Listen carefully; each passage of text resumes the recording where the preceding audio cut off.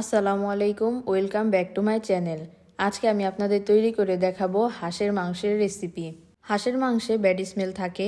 আজকের এই রেসিপির পদ্ধতিতে রান্না করলে হাঁসের মাংসের ব্যাড স্মেল থাকবে না। হাঁসের মাংসের এই দুর্গন্ধমুক্ত রেসিপিটি আমি আপনাদের সাথে শেয়ার করছি। প্রথমেই হাঁসের মাংসগুলোকে পরিষ্কার করে কেটে ধুয়ে নিয়েছি। হলুদ এবং গরম পানির সাহায্যে আমি হাঁসটিকে পরিষ্কার করে নিয়েছি। সম্পূর্ণ একটি হাঁস আমি এখানে নিয়ে নিয়েছি। 2 কাপ পরিমাণ পেঁয়াজ আমি এখানে কুচি কুচি করে কেটে নিয়েছি। প্রথমে একটি কড়াইতে পরিমাণ মতো সয়াবিন তেল নিয়ে নিচ্ছি। আপনারা চাইলে সরিষার তেলও নিতে পারেন। তেল ভালোভাবে গরম করে কুচি করে রাখা পেঁয়াজগুলো দিয়ে দিচ্ছি। পেঁয়াজগুলোকে গোল্ডেন ব্রাউন কালার করে ভেজে নিতে হবে। পেঁয়াজগুলো তাড়াতাড়ি সটি হওয়ার জন্য এখানে 1 চা চামচ পরিমাণ লবণ দিয়ে দিয়েছি। লবণ এবং পেঁয়াজ কুচিগুলোকে ভালোভাবে নেড়েচেড়ে মিশিয়ে নিচ্ছি।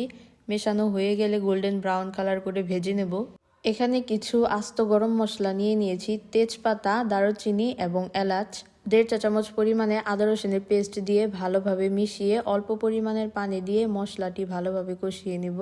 পেঁয়াজগুলো অনেক বেশি লালচে কালার করে নিলে এক্সট্রা একটা ফ্লেভার অ্যাড হয়। এখন 2 চা চামচ পরিমাণ হলুদ মরিচের গুঁড়ো দিয়ে দিচ্ছি। সবগুলো উপকরণকে ভালোভাবে মিশিয়ে ভালো করে কষিয়ে নেব। মশলাগুলো ভালোভাবে কষানো কমপ্লিট। মশলার ওপরে তেল ভেসে উঠলেই বুঝতে হবে মশলাগুলো কষানো হয়ে গেছে। কেটে রাখা মাংসগুলো দিয়ে দিয়েছি। এবার মশলার সাথে মাংসগুলোকে ভালোভাবে মিশিয়ে নিব। প্রথমে মাংসগুলোতে পানি দিয়ে দেওয়া যাবে না, ভালোভাবে মাংসগুলোকে কষিয়ে নিতে হবে 5 মিনিট সময় ধরে। মাংস থেকে যখন এরকম তেল বের হয়ে আসবে তখন বুঝতে হবে মাংসগুলো পারফেক্টভাবে কষানো কমপ্লিট। তারপর পানি অ্যাড করতে হবে। ফুটন্ত গরম পানি ব্যবহার করতে হবে, একদমই নর্মাল তাপমাত্রায় থাকা পানি ব্যবহার করা যাবে না।